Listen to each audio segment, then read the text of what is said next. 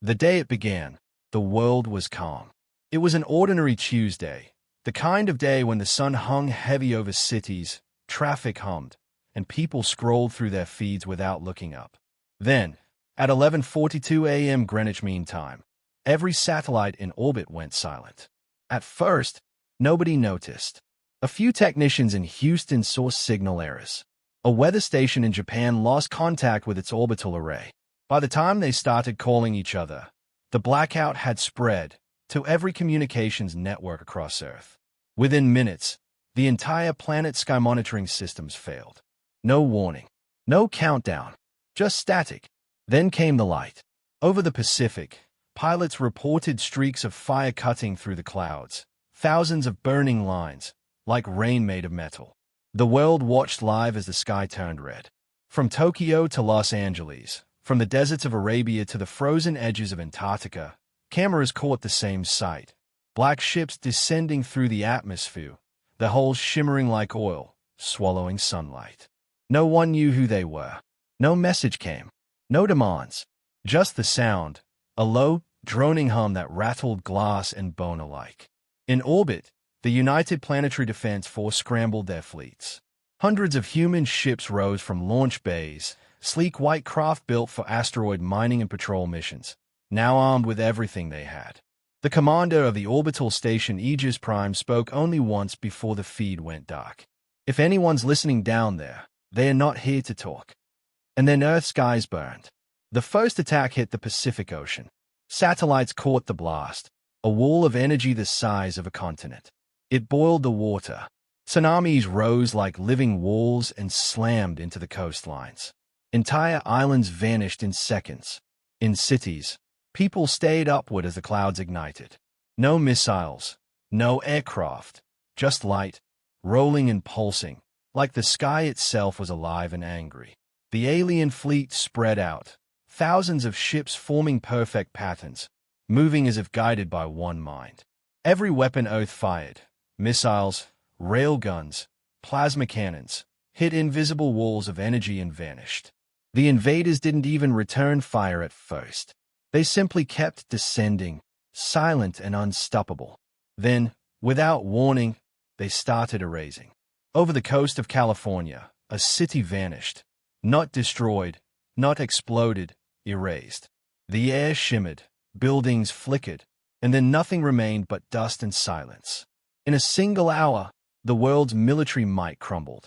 Humans had always believed themselves powerful, masters of their planet, explorers of the stars. But now, they were children again, staring at gods they couldn't understand. And the gods weren't merciful. By evening, the alien flagship hovered over the Pacific like a black sun. Its surface rippled with strange energy.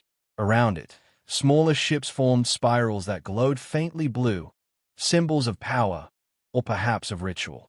In the command chamber of the ship Resolute, Captain Mara Reyes watched from orbit. Her crew sat silent, pale, listening to the endless static on every channel. "Any response from them?" she asked. Her communications officer shook his head. "Nothing. Not even a carrier wave. They are not sending, not receiving." "Then why are they here?" No one answered. Then the sensors lit up. The alien fleet was focusing all energy toward one location, Antarctica. "Why there?" one of the scientists asked. "There's nothing down there but ice." Moments later, the alien beam hit. For 6 seconds, the world went blind. All senses, all visuals, everything white. Then came the shockwave, a deep, rolling pulse that spread through the crust of the Earth itself. Seismographs around the world spiked off the charts. And then, something beneath the ice moved. The beam stopped abruptly. The alien fleet faltered. Their formation broke. Energy readings collapsed. Their shields, previously untouchable, flickered. In that brief silence, every human radio on the planet, every phone, every transmitter, every earpiece, came alive with the same sound. A heartbeat. Slow, heavy, ancient. Then, a voice. It was not in any language known to humankind, yet every person who heard it understood. It spoke inside the mind, calm and cold. "You have disturbed the sleepers." People screamed. Others dropped to their knees, clutching their heads. Animals howled. Machines stopped working. In orbit, Mara's ship trembled as systems failed one by one. Screens turned black. Her crew looked at her, eyes wide, faces pale. "What was that?" someone whispered. Before she could answer, a deep rumble rolled through the void. The alien flagship, the one that had been so untouchable, began to crack. Thin lines of light spread across its surface, glowing brighter and brighter until the ship tore itself apart. The pieces didn't fall. They disappeared, dissolved into the atmosphere like smoke. No one fired. No one moved. For the first time since the invasion began, the alien fleet hesitated. And below, far beneath the frozen miles of Antarctica, something enormous shifted in the dark. The ground itself seemed to breathe. The magnetic field twisted, compasses spun wild, and auroras of every color danced across the entire planet at once. Captain Mara stayed at the display, her voice trembling. What did they wake up? No one answered, but everyone felt it. A presence, vast and ancient, watching. The sky that had burned with alien fire now glowed with colors unseen by human eyes. And somewhere in the deep, echoing void beneath the ice, the heartbeat came again, louder this time, steady, endless, alive. Earth had just spoken back. For 12 hours after the sky burned, the world said nothing. Governments hid, militaries fell silent, and the alien fleet hung motionless over the planet like dark clouds waiting for a storm to return. But down in Antarctica, something was moving. At the McMurdo Research Station, a storm howled across the white plains.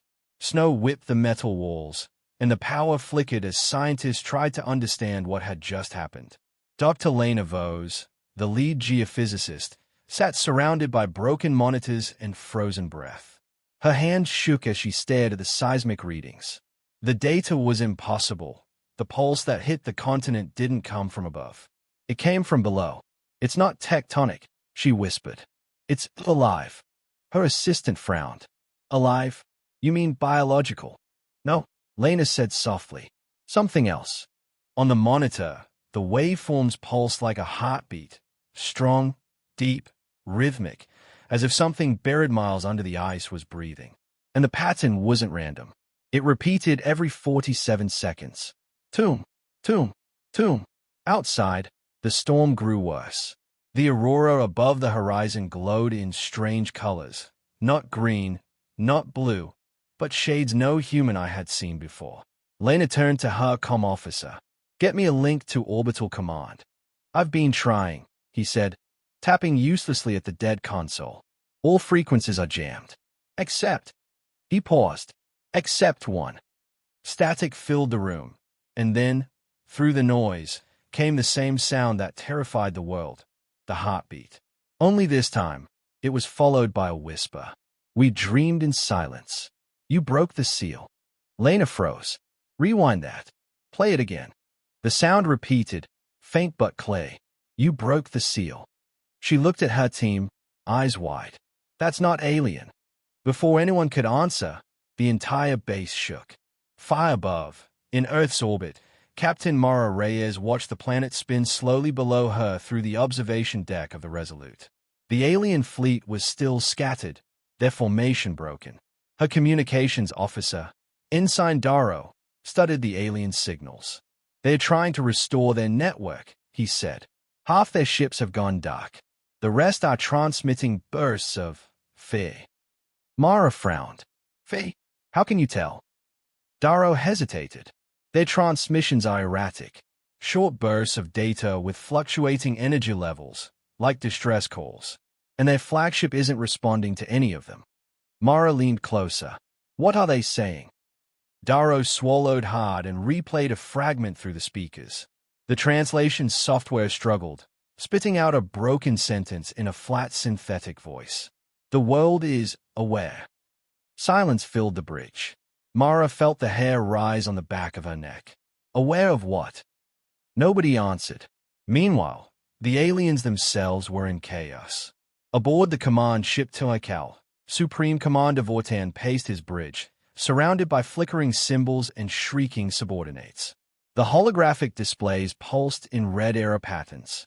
Report, he roared, his voice a deep, metallic growl. One of his lieutenants bowed. Our grave cores are failing. Energy is being drawn from us directly into the planet's crust. Vortan's eyes burned blue. The humans have no such power. It's not them, the lieutenant said. It's the world itself. Vortan turned toward the main viewport. Below him, the curve of the Earth glowed faintly in the dark, a thin pulse of light moving beneath the surface, circling the globe like a heartbeat. Impossible, he whispered. Planets do not breathe. Then the light flickered again, and for a single second, his ship lost gravity. Back on the surface, Dr. Lena's team raced to secure the base. The quake had opened a fissure near the glacier's edge, revealing something black and metallic buried in the ice. Lena and two others ventured out, wrapped in thermal suits, their breath freezing instantly. Snow whipped their visors as they climbed down the crack. What they found stopped them cold. The object was enormous, a smooth, circular structure stretching for kilometers under the ice, perfectly symmetrical, pulsing with faint blue veins of light. Lena touched the surface with her gloved hand. The light brightened instantly, as if recognizing her. Dr. Vose, her assistant, whispered, "It's responding to you." Then, deep within the structure, a low vibration began. The ground trembled beneath their feet. On her headset, the comms crackled again, the same deep, calm voice from before. The Guardians sleep no longer. A shockwave burst outward.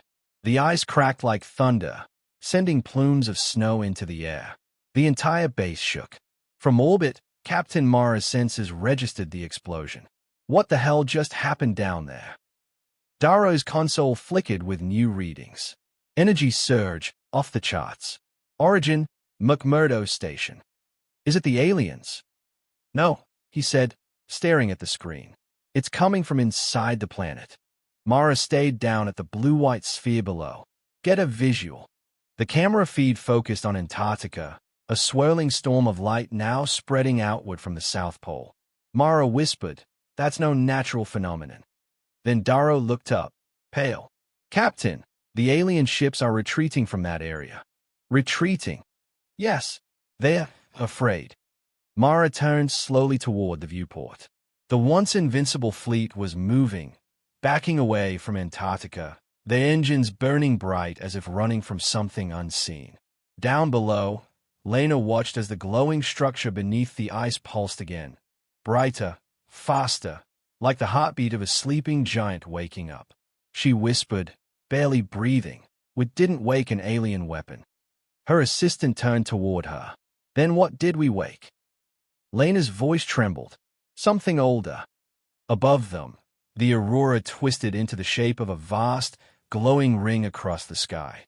And for the first time in human history, the Earth itself seemed to whisper, "We remember." The world no longer slept. Antarctica burned with color. From orbit, the continent glowed like a living wound, rings of blue and gold light pulsing outward from the pole. Storms swirled across the Southern Ocean, forming perfect spirals that defied weather patterns. On the Resolute, Captain Mara Reyes watched in silence. The alien fleet was scattering. Ships that had once blotted out the sky were now pulling back, forming defensive lines far from the light. "Are they retreating?" asked Ensign Darrow. "Not retreating," Mara said quietly. "They are regrouping. They don't understand what they are fighting." Down on the ice, Dr. Lena Vose and her surviving team climbed out of the fissure. Behind them, the black structure still pulsed, brighter now, its patterns racing faster, like veins filled with lightning. The ground trembled with each pulse. Snow whipped around them, forming spirals that seemed almost deliberate, moving to some unseen rhythm. Lena pressed a hand to her headset. "Base, this is Vose. Do you read me?" "Only static." Then, faintly, a voice that wasn't from her team. "You are seen." She froze. "Who is this?" No answer, just that same low heartbeat rolling beneath the ice. Her assistant pointed toward the horizon. "Doctor, look." The storm clouds were parting. From deep beneath the ice shelf, a vast column of light was rising, slow, deliberate, like something ancient stretching after a long sleep. The light bent as it rose, taking shape. It was alive. A shape emerged, a form of shifting shadows and bright veins of energy, towering higher than the mountains themselves. No eyes, no mouth, no true body, yet it moved with purpose, with awareness. Lena fell to her knees. Dear God! The thing's presence pressed against her mind, not with words, but with memory. Visions flashed before her eyes. Oceans forming, mountains rising, continents shifting. It was as if she could see the earth being born. And then came a whisper, not in her ears but inside her thoughts. We gave you fire. You forgot our name. She gasped. The others stayed blankly, unable to speak. Far above, alien sensors locked onto the being. In the flagship Tuikal, Commander Vortan watched the creature through his ship's dark glass canopy. What is that? His lieutenant whispered. Vortan's voice trembled for the first time in his life. It is not a weapon.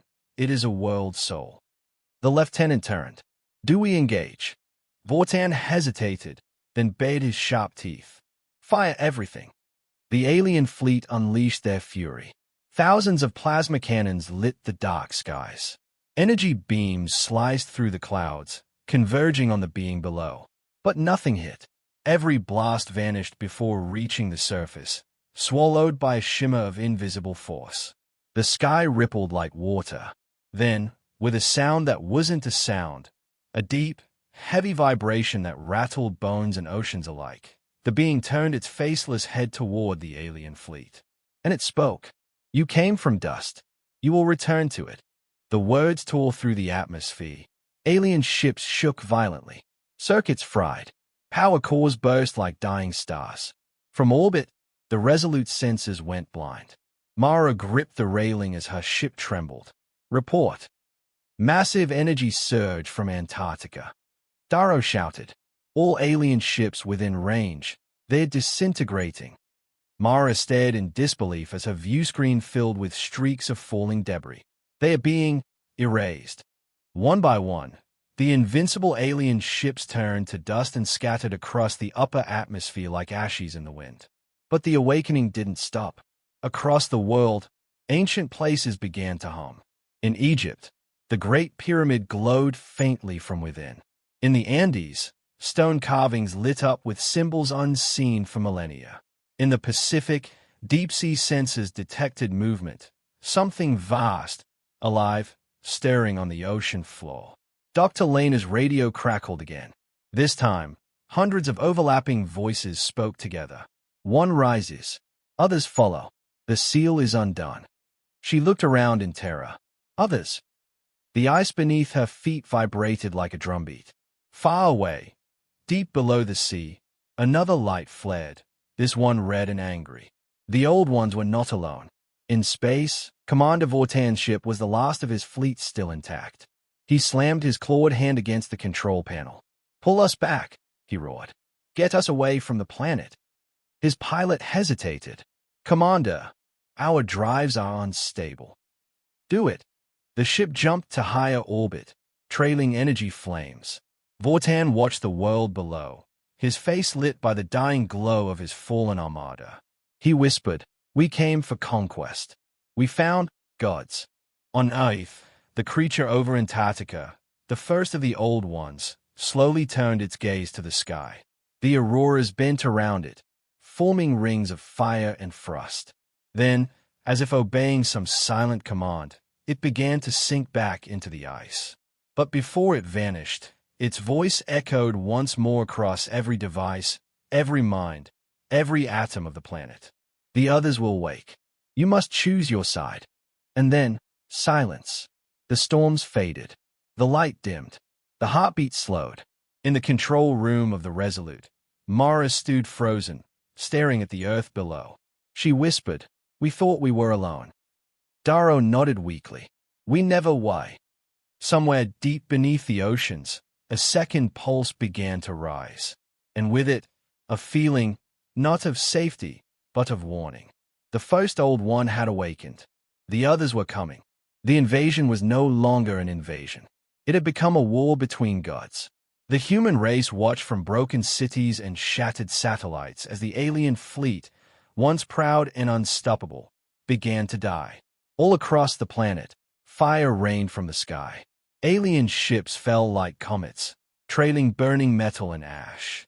Their weapons flickered, their shields cracked, and their perfect formations dissolved into chaos.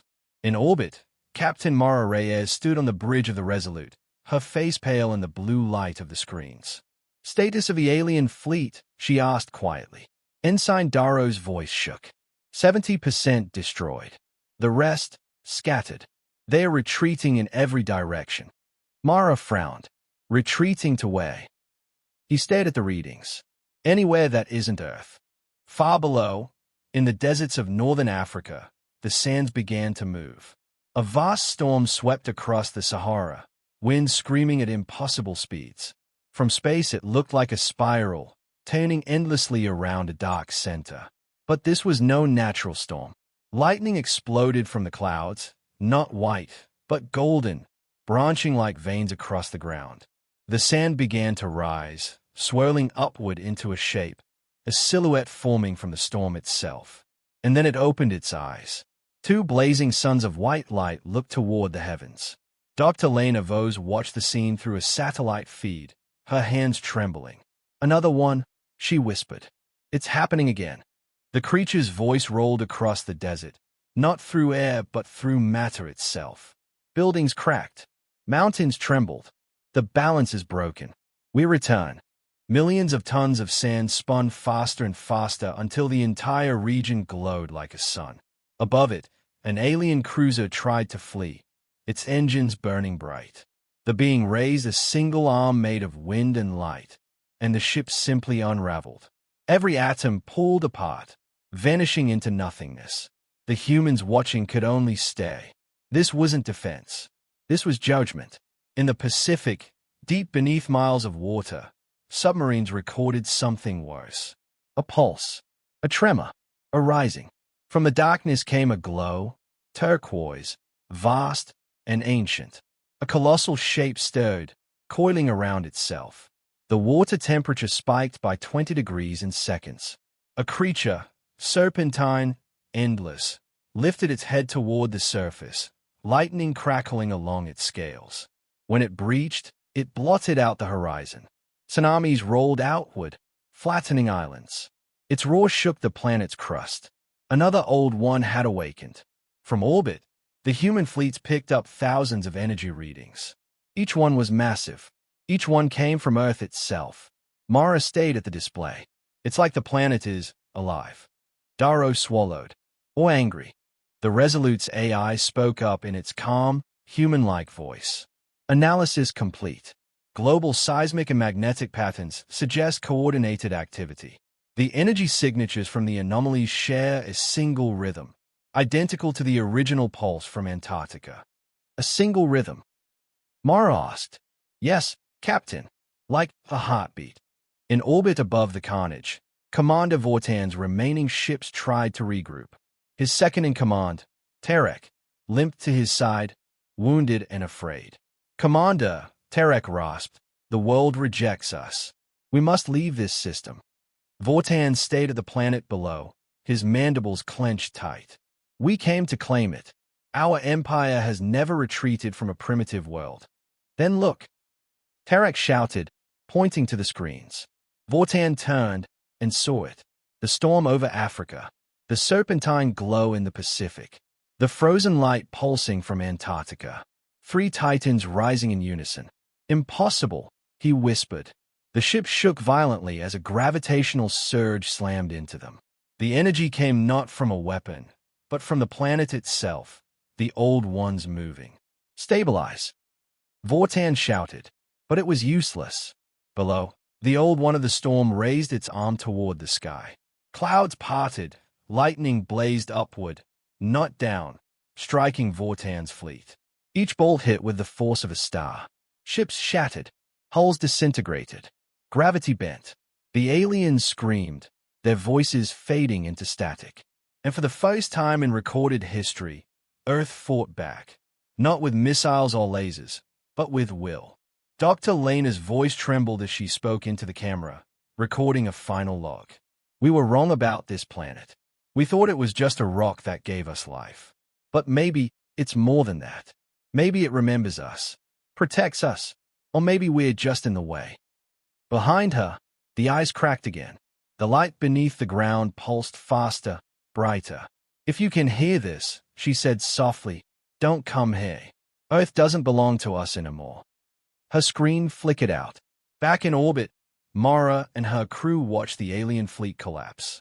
Fire streaked through the darkness, each falling ship marking the end of an empire. Mara whispered, it's over. But the Resolute's AI interrupted. Negative, Captain. 3 more anomalies are awakening across the planet. 3. Yes. Energy signatures consistent with the old ones. Estimated emergence within 24 hours. Mara exhaled slowly. Then this isn't victory.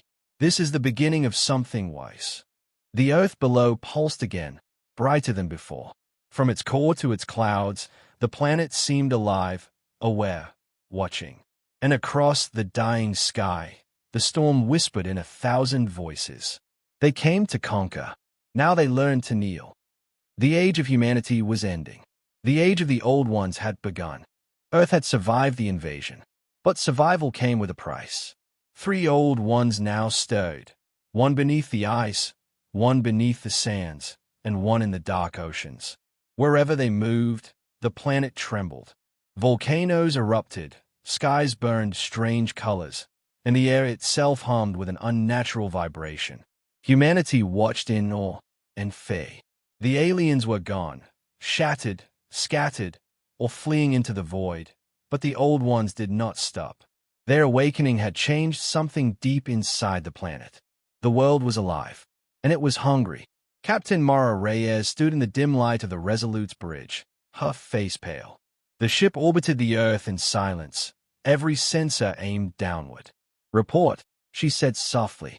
Ensign Darrow spoke without looking up. Radiation levels have doubled. Power lines on the surface are failing. The magnetic poles are shifting again. How much? 3 degrees in the last hour. Mara stared at the holographic globe, the Earth glowing with strange blue veins that spread like living roots. She whispered, they're not just awake. They are changing the planet. Down in Antarctica, Dr. Lena Vos and the remnants of her research team sheltered inside the ruins of McMurdo Station. The ice outside had melted into rivers of steaming water. Strange lights flickered beneath the surface, glowing like veins of molten glass. Lena stared at her monitors. The energy readings are increasing. If they keep rising like this, we'll lose the atmosphere. Her assistant's voice trembled. You mean we'll suffocate? No, Lena said, shaking her head. The air will ignite. The thought silenced the room. She looked toward the fissure outside, where the first old one had risen. The glow beneath the ice pulsed faster, and with each beat, she felt it inside her bones. I think they are feeding, she whispered. On us. On everything. In orbit, the Resolute's crew received a message, one of the last from the United Planetary Defense Command, still operating from a bunker deep under London. Captain Reyes, we've analyzed the energy signatures. The old one's presence is destabilizing Earth's core. If it continues, the planet will collapse within weeks. Mara clenched her fists. Can we stop it? Maybe. If we can reverse the activation signal that woke them. It started in Antarctica. You'll need to go back. Mara's eyes darkened. Back into the storm. You're the only one still up there with a functioning ship. If the old ones aren't stopped, there won't be a world left to save. The transmission ended. Mara turned to her crew. Prepare a descent team. We're going back. Meanwhile, in the dark void beyond the moon, one alien ship still lived. The Tyakal, the flagship of Commander Vortan, floated crippled but alive. Fires burned along its hull. Half the crew was gone. Vortan sat alone in the command throne, staring at the dying planet below. His second-in-command, Tarek, approached quietly. We should leave, Commander. There's nothing left for us, hey? Vortan's eyes burned with dim blue fire. No, not yet. He tapped the console, revealing the last weapon of their kind. A single bomb, dormant and sealed. The planet's heart burns, he murmured. If we destroy the core, we kill the gods too. Tarek stepped back. You mean destroy Earth? Vortan's voice was cold. Better a dead world than one that remembers its monsters.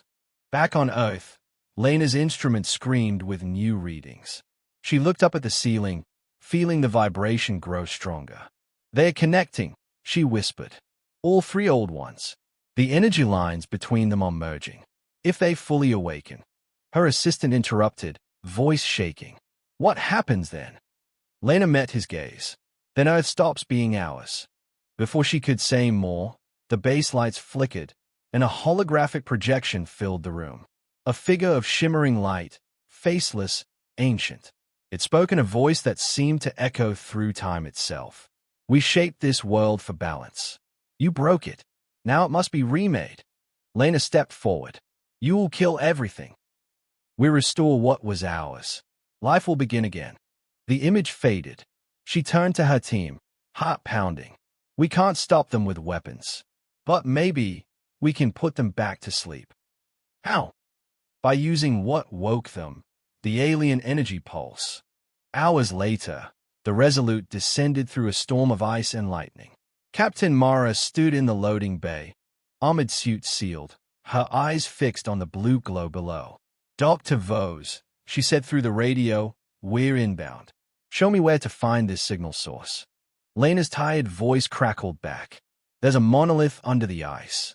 It's not alien, it's ancient. You'll know it when you see it.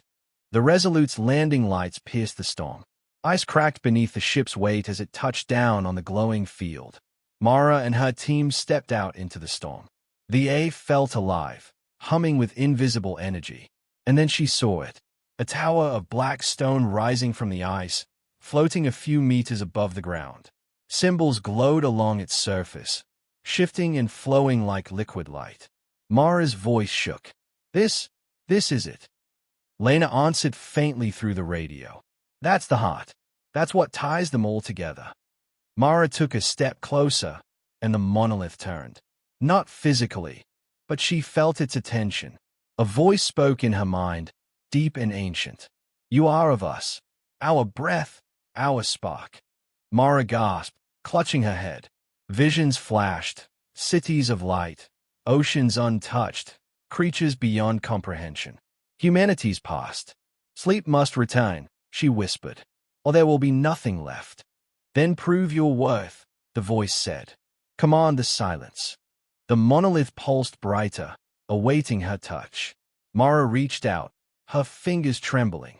And somewhere far above, in the wreckage of the alien flagship, Vortan's weapon came online, aimed directly at Earth's core. Two powers were about to collide, one born of ancient creation, the other of desperate destruction. The price of awakening was about to be paid. The storm over Antarctica reached the edge of the atmosphere. Lightning slashed the sky, colored in unnatural shades, crimson, violet, emerald, as if the heavens themselves were bleeding. The Earth's magnetic field twisted violently, pulling auroras into spirals visible from space. At the center of the chaos stood Captain Mara Reyes, her gloved hand hovering inches from the black monolith. Its glow pulsed with a rhythm that matched her heartbeat. Behind her, the Resolute's engines rumbled uneasily. Inside, her crew watched in silence, every system trembling under the energy storm. Lieutenant Cass shouted over the comms, Captain, energy spikes are reaching critical levels. If that thing discharges again, the whole ice shelf will collapse. Mara didn't answer. Her eyes were locked on the monolith. It wasn't just a machine, it was alive. And it was waiting for her. Deep beneath the ice, Dr. Lena Vose monitored her readings from the ruined lab. The data made no sense. Massive bursts of power, all resonating with a human brainwave pattern. Her assistant stayed at the screen. It's her, isn't it? Captain Reyes. The monolith is linking with her. Lena nodded slowly. It's testing her. It wants to know if humanity deserves to survive. Deserve? After all we've done. Lena's voice broke. That's the question it's asking. Far above Earth, the alien flagship Tyarkal prepared its final weapon. Commander Vortan stood before the glowing core of the bomb. a sphere of white light encased in black crystal. It pulsed once every few seconds, each pulse louder, deeper. Tarek, his second-in-command, hesitated. "Commander, the weapon will destroy the entire planet. Billions will die." Vortan's tone was flat. "They woke the gods. You saw what they did to our fleets, to our worlds. This is mercy." Tarek looked at the planet below, burning storms, shattered continents, oceans rising like walls. "Mercy," he whispered, "feels a lot like madness." Back on Earth, the old ones moved. The first, the one beneath the ice, stayed, sending tremors across the continent. Massive cracks split the glacier, revealing black stone veins beneath. From these cracks, glowing dust rose into the air, the same energy that had powered the alien ships. The second old one moved beneath the sands of Africa, sending dunes into violent cyclones. The third, hidden in the ocean's depths, began to sing. The sound was low, like a heartbeat through the water, and it traveled across every sea. All three were waking fully now, drawn toward the pulse that Mara's body emitted. The human and the ancient machine had become the center of everything. Mara finally spoke. "You called yourself a creator, a guardian, but if you destroy the world, how are you any better than them?" The monolith's voice echoed inside her skull, deep, ancient, almost mournful. "We made this world a sanctuary, but life devoured life. Fire spread where peace should have grown. We slept until they came. The aliens. No, you." Mara froze. "Us. Your kind broke the seals. You built weapons where prayers once were. The invaders only finished what you began." Her throat tightened. "Then why test me?" "Because some of you remember the light." The monolith's glow brightened, and suddenly her mind was flooded with visions. She saw the first humans, guided by something unseen, whispers of knowledge, fire gifted from the stars. She saw civilizations rise and fall, always watched by shadows in the deep. And she saw one truth. Humanity had been their creation, a seed of their own design. "You are our children," the voice said. "And like children, you must learn silence." Mara clenched her jaw. "No, children grow. We fight. We learn from our mistakes. That's what makes us human." For a long moment, the monolith said nothing. Then its light dimmed, pulsing slower. "Then prove it." A wave of energy surged through her body. Her suit systems failed instantly. She fell to her knees, screaming as visions consumed her, stars collapsing, planets shattering, the weight of eons pressing into her mind.